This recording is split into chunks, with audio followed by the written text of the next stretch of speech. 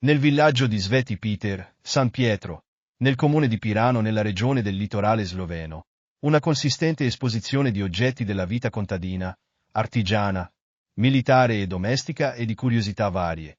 Invita alla riscoperta di manufatti risalenti ad epoche trascorse recuperati grazie alla passione di Silvan.